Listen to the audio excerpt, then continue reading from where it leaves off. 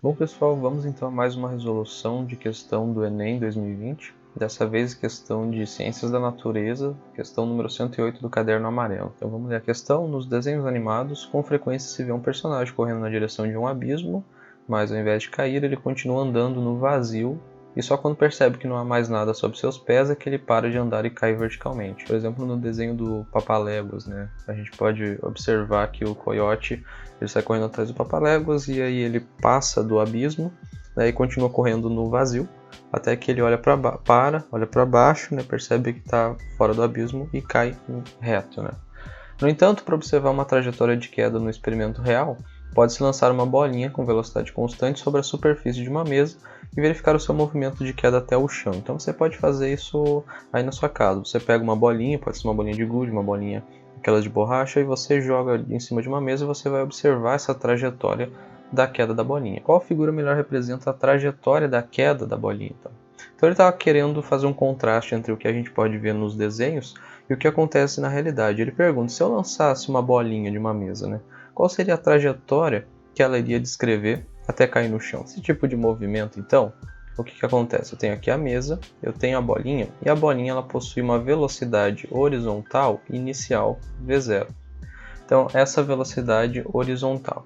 A partir do momento em que ela sai da mesa, essa velocidade horizontal ela não vai se alterar. Por quê? Porque eu não vou ter nenhuma aceleração na horizontal.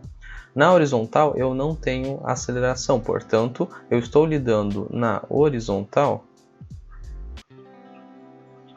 com um MRU, movimento retilíneo uniforme. E a posição na horizontal ela vai ser descrita através das equações do MRU como sendo a posição igual à posição inicial, mais a velocidade vezes o tempo. Isso aqui me dá uma reta, né? Se eu fosse traçar aqui então essa função em um gráfico de posição em função do tempo, eu teria então uma reta. Então a posição horizontal no MRU é uma reta. Já na vertical, o que acontece na vertical? Na vertical eu estou lidando com um MRUV. Se você lembrar, o MRUV ele é um movimento retilíneo uniformemente variado, ou seja, existe uma aceleração. E no nosso caso, no movimento horizontal, a aceleração é a aceleração da gravidade. Nesse caso, o que acontece? A posição já no MRUV já vai ser descrita como sendo S0 mais V0t mais AT ao quadrado sobre 2. Essa equação aqui, ela é uma equação do segundo grau em função do tempo. Então, se eu fosse traçar aqui um gráfico de posição em função do tempo, para o MRUV eu já teria uma equação do segundo grau, algo como isso, ou algo como isso aqui, se eu tivesse então uma aceleração negativa. Trazendo isso para o nosso movimento, eu posso traçar aqui o eixo Y e aqui eu posso traçar um eixo X, por exemplo. Nosso movimento vertical, então, ele é descrito por essa equação aqui do segundo grau. Portanto, se eu fosse desenhar esse movimento vertical, ele seria descrito por uma parábola. E colocando os eixos, fica um pouco mais fácil da gente observar essa parábola. Aqui eu teria a outra parte dela, só que como eu não estou analisando intervalos de tempo negativo, então a gente simplesmente omite ela. Mas então o nosso movimento vertical é descrito por uma parábola. Isso aqui dá exatamente a letra D. Então na vertical nós estamos lidando com MRUV, portanto a trajetória que a partícula ela vai descrever ao longo do tempo é uma equação do segundo grau, é uma parábola.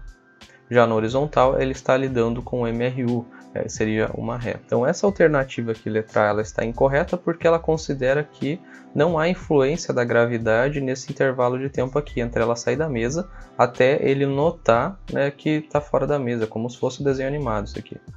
A letra C, ela já tem uma queda brusca, né?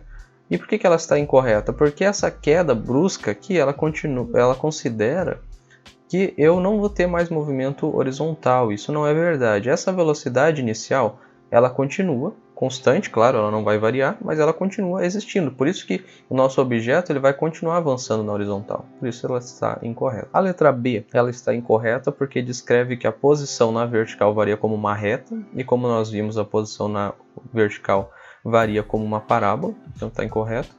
E a letra E é uma parábola também, mas é uma parábola que ela se iniciaria aqui. Então é como se eu tivesse meu eixo Y aqui, né? e meu eixo X aqui, e aí a parábola começa aqui, mas o nosso movimento começa aqui de cima. Então tem que ser a letra D para que ela satisfaça a nossa função, né? A nossa função de segundo grau começando ali com o seu ponto máximo em cima da mesa. Aqui eu já teria um ponto mínimo no chão. Se você gostou dessa resolução e ela foi útil para você, não esqueça de deixar o seu like, se inscrever no canal para que você possa estar por dentro de todos os conteúdos que a gente vai estar postando. Lembrando, todas as quartas tem resolução do Enem aqui no canal do YouTube e todas as sextas também tem conteúdo de matemática e de física. Não se esqueça de me seguir também lá no Instagram para que você possa estar por dentro dos resumos que nós postamos todas as terças e também de todos os conteúdos extras diários. Um forte abraço e bons estudos!